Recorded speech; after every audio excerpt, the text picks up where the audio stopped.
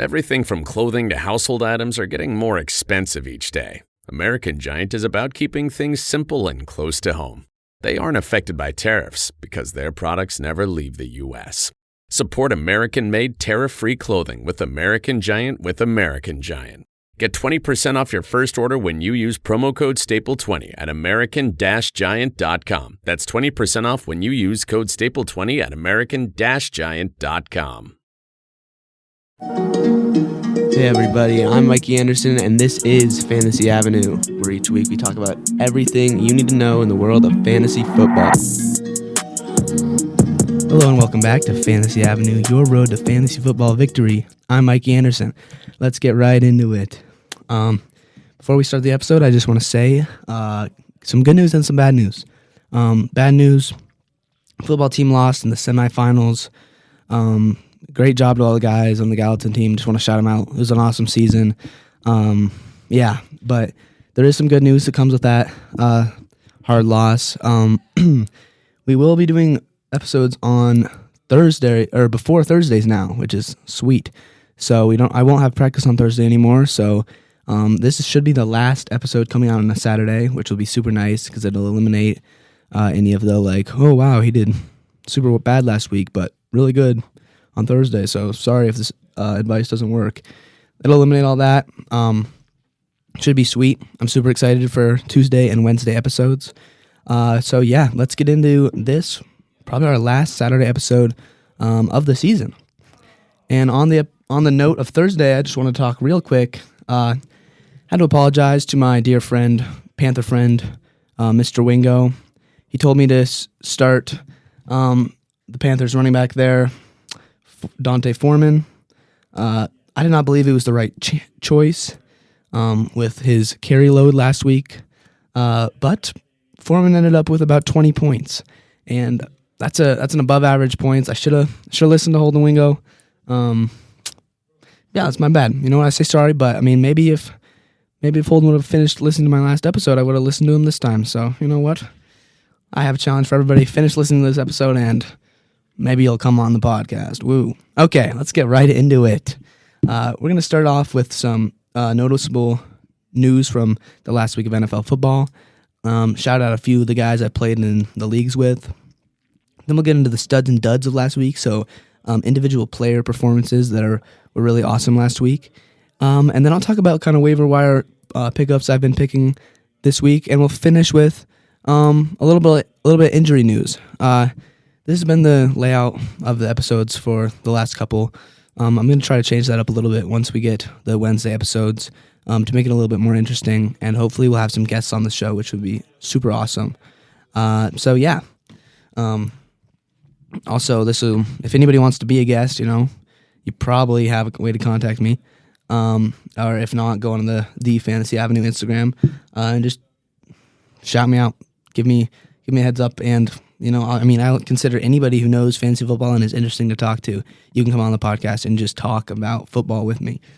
So yeah, super excited for guests to come on, and let's get into this episode. We'll just go through the NFL rundown of last week. That'll be kind of the first thing we do. So looking back at the games, there was some interesting games. Some games that it was a lot of toss-up games when I was just seeing who I thought was going to win each game. A lot of toss-ups and a lot of close finishes. I have to. I posted about it on the Instagram. I have to talk about that Bengals-Panthers game. The Panther fans are not going to appreciate me right now, but Joe Mixon, oh my gosh, that was insane. I mean, the research, it's hard to find direct research because different leagues have different scoring. But in the stuff I've found, that is the third highest scoring fantasy game, second or third highest scoring fantasy game in the history of the NFL.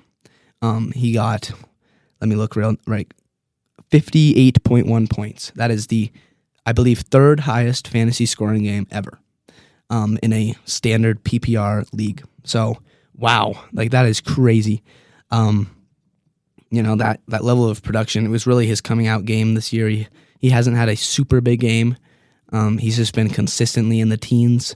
So, one warning I want to say right now, if you're looking at, you see that game and you're like, wow, I need Joe Mixon, don't go yet, because the asking price for Joe Mixon right now is going to be so high.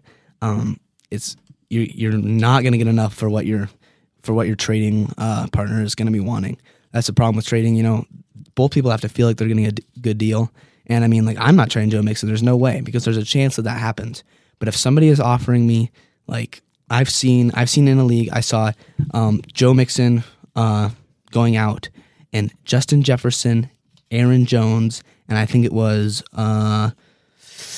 Geno Smith coming in. So a number 4 receiver, a number 10 running back, and a good surprise number 7 quarterback, all for the number 4 running back that was number 12 before his crazy week. So, there's going to be trades like that. I want to say, do not be the guy who offers one of those crazy trades, because you're going to regret it. And coming into the playoffs, you need depth. That depth is going to be so vital. I know there's a big pull. I scored 200 points in 2 leagues, in 2 standard leagues, with Joe Mixon in 2 different leagues, 204 and 210, I believe. Yeah, he can do that, but don't sell the farm is all I'm trying to say right now. Some other noticeable games. The Packers, man, oh man. A loss to the Vikings, that's when you know the season's not working. Or, excuse me. A loss to the Lions. Yeah. Yikes. The Lions, they've had such trouble with consistent offense and defensive play. As soon as one does good, the other does bad. The quarterback play pretty abysmal. And then this has got to be a record. Jared Goff in one season, he scored 44.72 points in a league, and in that same season, 3 games later, he scores negative .98, throwing 2 picks, being sacked 5 times, and only throwing for 228 yards and no touchdowns. What? That's insane. That is, I don't even know how to describe that. Granted, it is a league that you get negative points for being sacked, but that's unbelievable. And the Packers lost to that. So shout out to all the Packer fans out there. It will get better. I know the pull to bandwagon is really big right now. I know it might seem like that's the only way out, is just going, oh man, I'm a Bills fan. But don't do it. It's not worth it. Coming from, if you look back in the last 5 years, the teams that were good, the teams that had the bandwagons are not good. Every team, the Seahawks, when they were so good, they fell out for 5 years. The Broncos, when they were good, fell out for 5 years. The Patriots have fallen out. Chiefs fans, I know there's bandwagons out there, but they will eventually fall. Every team rises and falls. So Packer fans, do not give up on your quarterback who can only throw the ball 10 yards downfield. Do not give up. There is hope. And that is in the draft. I don't know. just don't become a bandwagon. That's all I'm trying to say. So yeah, that's the weekend rundown. Mainly it's just Joe Mixon. That's really all I needed to talk about. Pretty awesome. Let's go into some studs and duds. It was a super high scoring week for a lot of teams because of big performances by a lot of guys, big single performances leads to a lot of high scoring teams, right? Because when teams stack both of those performances. But okay, so let's just dive into the top overall. You already know Joe Mixon. We're going to start, I think we'll start with quarterbacks, and we'll just go down the list as usual. Let's see. The top quarterback for last week was Justin Fields. Oh, how could I forget that? An incredible performance on the ground. I'll talk about him later as a waiver wire selection. He is the guy, in my opinion, for this week. 178 rushing yards and a rushing touchdown. For a quarterback to pair with 123 yards on the air, not too great, but 3 passing touchdowns. That's incredible. That earns him a 42-point week. Awesome. Number 2, 3, 4, 5, we have Patrick Mahomes, Tua Tagovailoa, Josh Allen, and Geno Smith. Geno Smith, Tua had 23, Josh Allen with 22, Geno with 20. Not any big performances. They're playing consistently. But this was really, Patrick Mahomes had a great week. He's a beast. He's showing why he's still one of the best quarterbacks in the NFL. But this was the Justin Fields week, and I love that. I'm interested to see what you guys think. Comment on Instagram or wherever. Who do you believe is the best quarterback in football right now? Not even fantasy football, just football.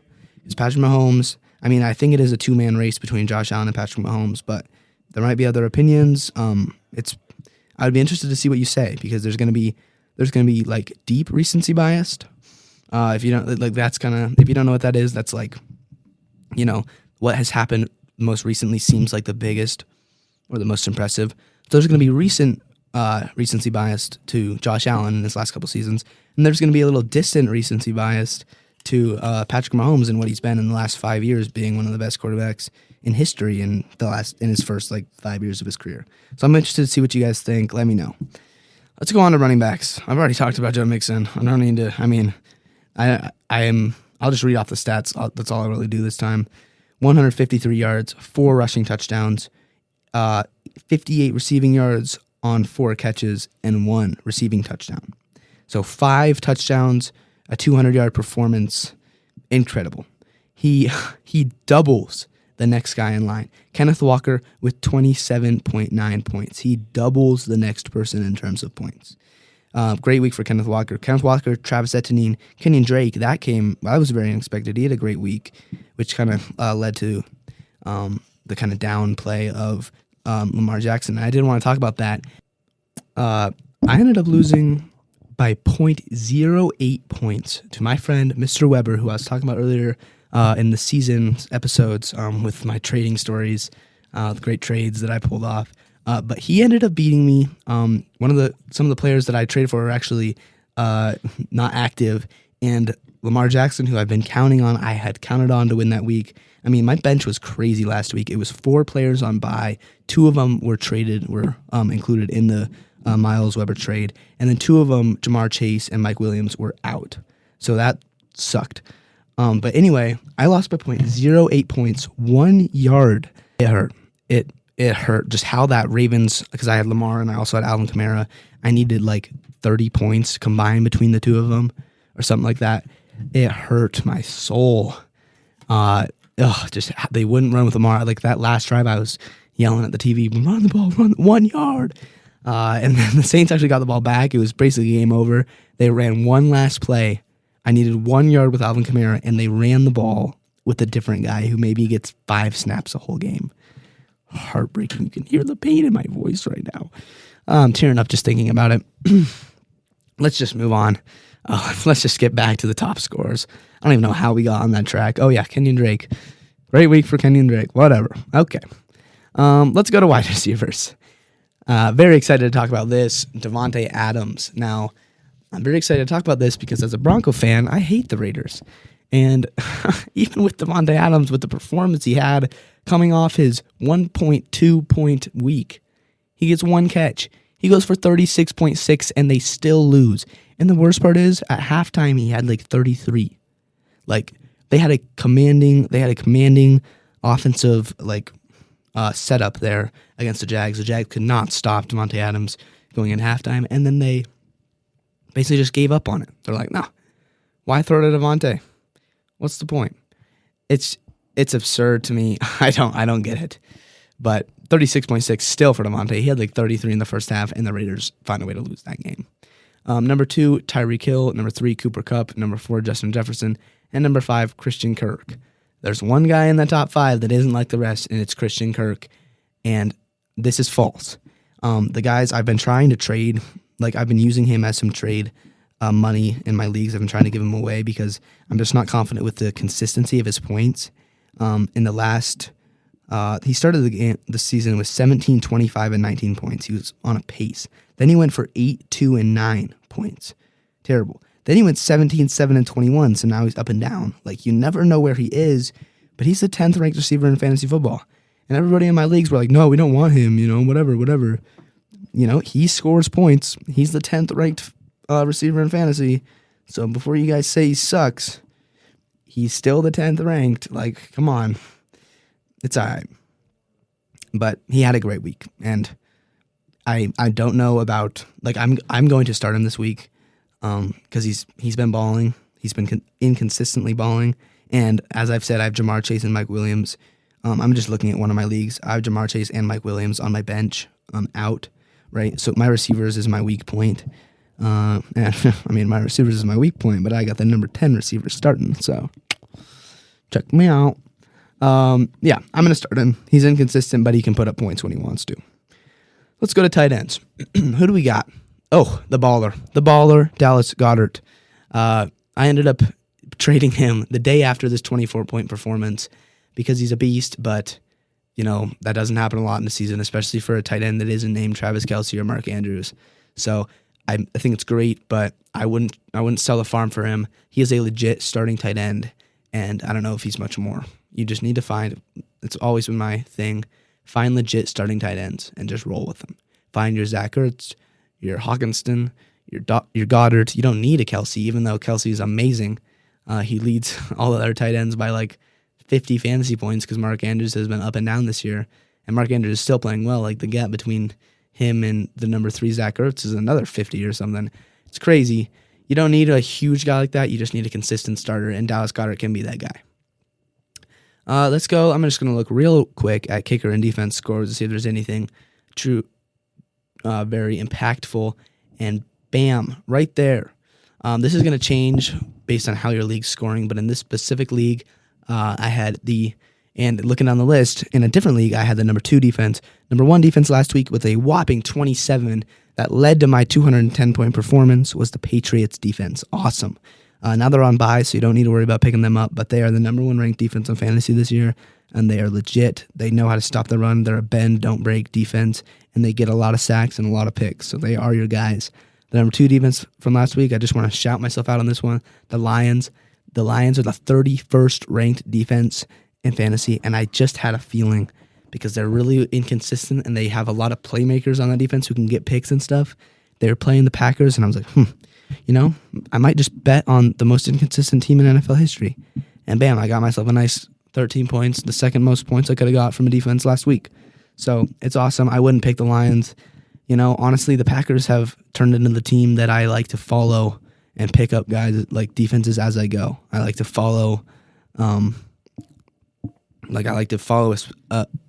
offense, like one offense, usually it's multiple, but I like to pick up the defenses that are playing against that offense. And at the moment, the Packers are a very nice team to look at in terms of finding somebody to play against. So, yeah, I don't know. I mean, they can turn it around. It's not like the Packers' season is over. They're just donezo. But, we'll see what happens. As for now, Aaron Rodgers is not the guy he's always been. That's there's my studs and duds of the week. Hopefully you learned something there. It was a good week. It's highlighted by crazy big scores.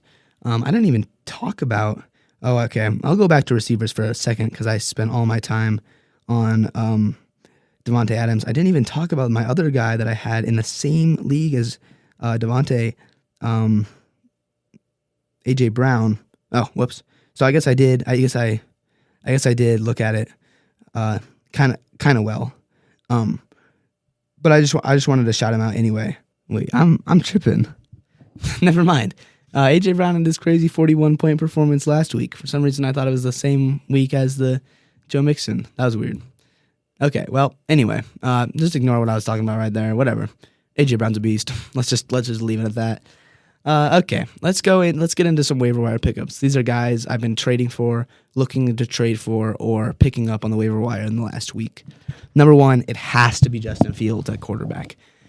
He's coming off a crazy performance. He's the number 7 quarterback in fantasy, and he's got that dual threatness that puts him just gives quarterbacks a fantasy edge over guys like Tom Brady because they just can't do that.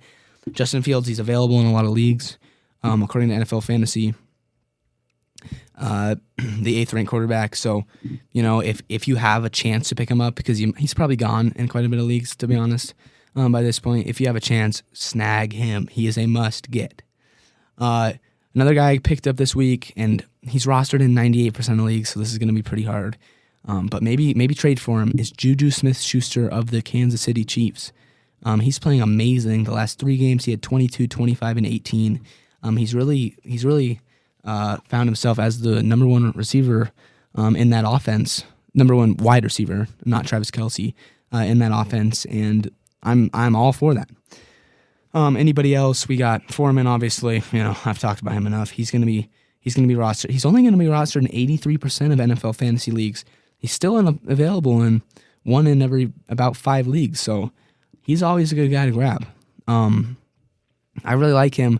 I should have probably started him, but I like him as a sleeper flex option in a lot of scenarios because he's really the only guy that those that those Panthers have. Some trades. I did do some trading this week. I'm not going to be able to use one of the guys, Ramondre Stevenson, running back of the Patriots, but I will get to use Dameon Pierce, running back of the Houston Texans.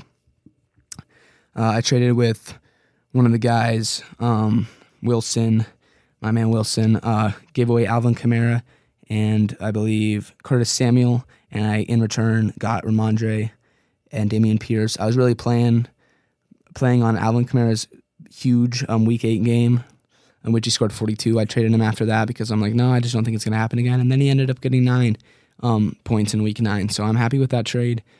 2 guys I really like this year, and they've become workhorses for their teams. Very similar to the Panthers running back Foreman, and just that they get a lot of the chances of their team. So yeah, that's a little bit of trading news. Here's another guy. I'll probably make it like an Instagram thing because I need to get this out there. Greg Dulcich, Broncos tight end, not even biased. He is a beast this year. At tight end, all you can do is find consistent players. All you can do is find consistent points, and he's a beast. He scores an average of 12 points a game. But as a tight end, that is needed. And there is definitely people out there who don't have a legit tight end, and it will guarantee to be able to get this guy. He's only rostered in 38% of NFL fantasy leagues, and in the games he's played, he's scored 12, 11, and 12. Targeted well, has about the same amount of reception percentage, so he catches the ball clean. He does good. He's got a touchdown. He's a beast. I like him. And he gets a lot of, watching, because I always watch the Bronco games, right, as a Bronco fan. He gets a lot of targets, and he's a playmaker. So I really like him this week, and he's going to be available for almost all you guys. So good pickup there. Another guy, man, you're not going to be able to snag him probably this week, but Tony Pollard. Wow. Last week, he balled in his last game. So not last week, he actually had a bye, but Week 8, 40 points against the Bears. I talked about him in my last week's episode, but if he could just get a chance, Ezekiel Elliott doesn't play and he gets 40 points. I don't know what the Cowboys they're just wasting his career. He's a guy that they maybe just don't think can get carries, but then he gets tons of carries in the game and just pops off. It's not like he slowly goes downhill and takes up too many hits in one game and needs to sit the fourth quarter. He can tank the hits. He's a good guy to grab. He's not going to be available in a lot of leagues, but he's super exciting and is a good flex option for you there. Let me look and see if there's anybody else that I'm really thinking will be your guy this week. I'll go to my final league because at this point I'm just looking at who I've traded for or picked up in the last week. One weird thing, I can't remember who dropped him, but I found Tom Brady just sitting in the waivers. He is not having a good year, but he's still the 12th quarterback in fantasy, and I'm picking him up as my backup for Joe Burrow. Joe Burrow, the number 3, is on bye, so I'm starting the 12th ranked quarterback as my backup this year, this game, while Joe Burrow is on bye. That's a little strange. Also, Marcus Mariota, I picked him up in a different league, also with Joe Burrow. I really was committed on Joe Burrow, and he proved himself behind Josh Allen and Patrick Mahomes as the next tier of great quarterback. Marcus Mariota didn't have a good week. This is one of the weird things about the Thursday. Hopefully this doesn't happen anymore now that I'm switching to uploading before Thursday.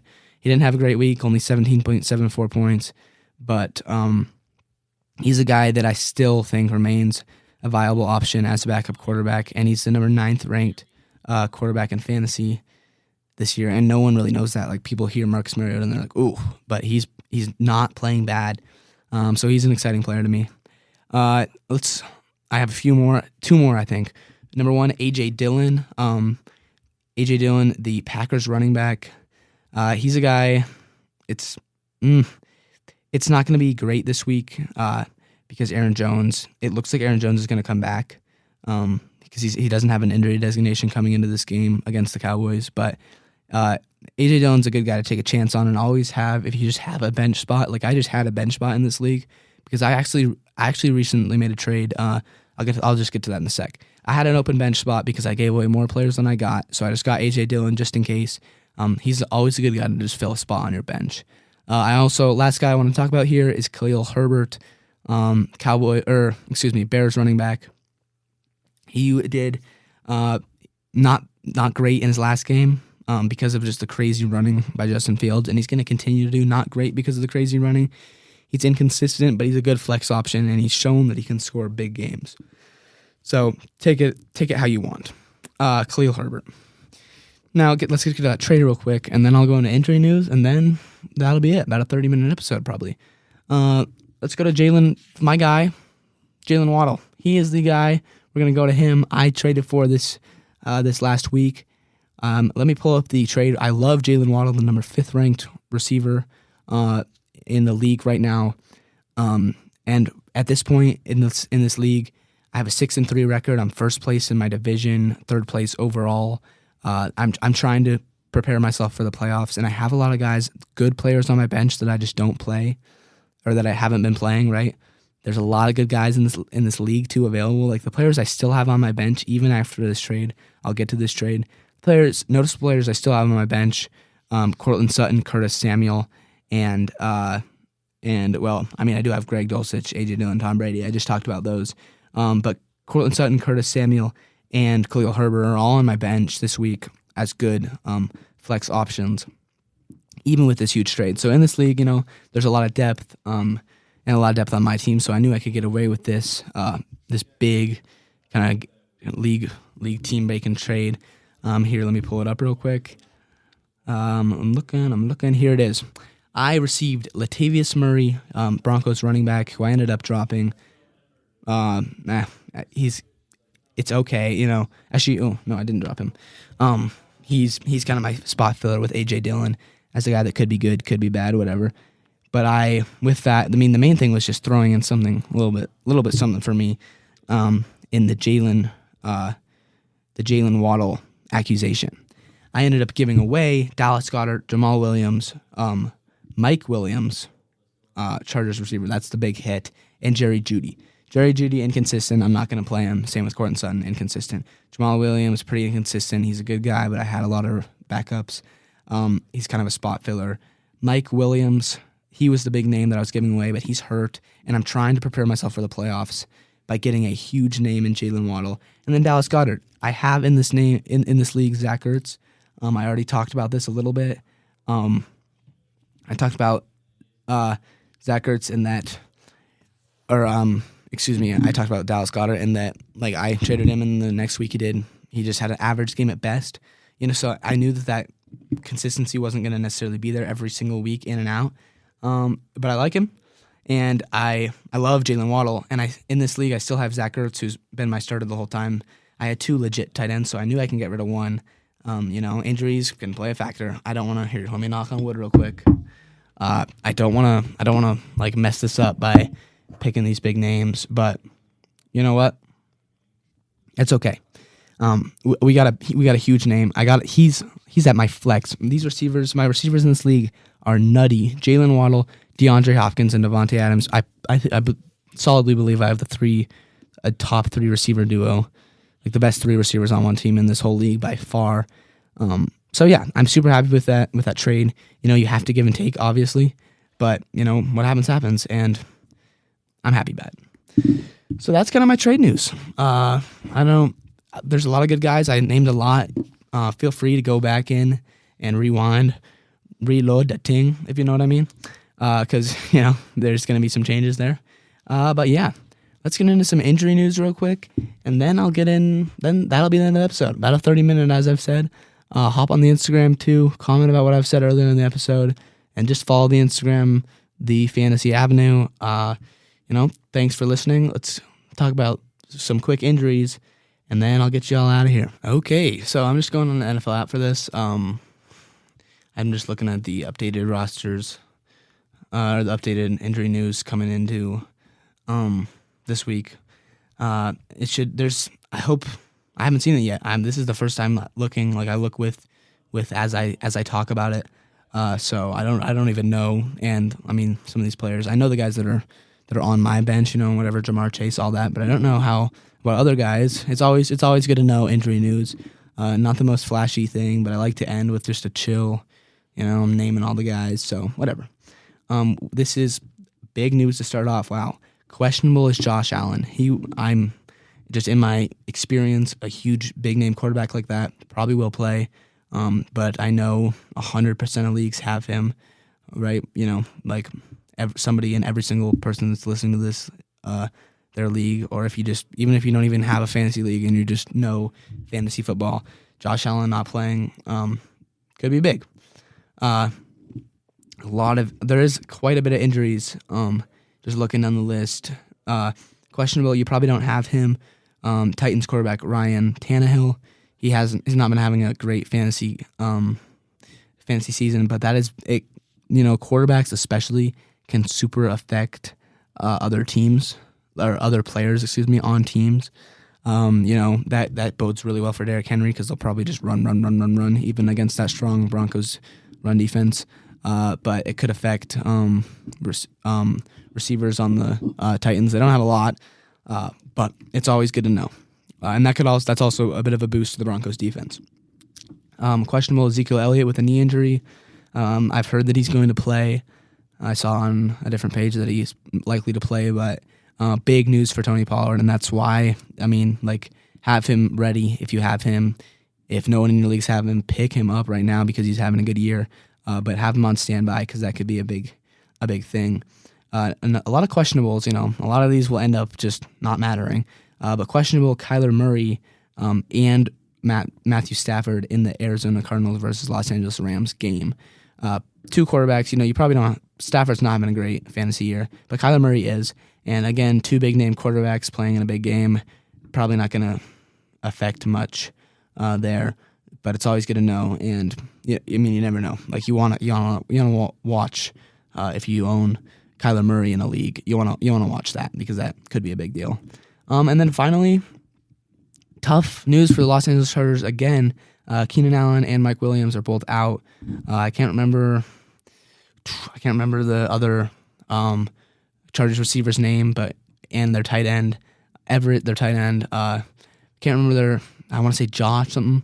Anyway, that's a good pickup. I haven't really looked into that waiver wire. I might do that right after this episode. That'll be a good pickup, a Chargers receiver, coming into this game with their main two out. And that could affect, if you have like two top-notch quarterbacks and one of them is Herbert, maybe don't start Herbert just because weapons are out. But that's really all the injury news, all the fantasy-relevant injury news. Thank you for stopping in again. Check out the Instagram. Check out any other podcasts you haven't listened to. Episodes will be coming out on Tuesday and Wednesday, which is awesome.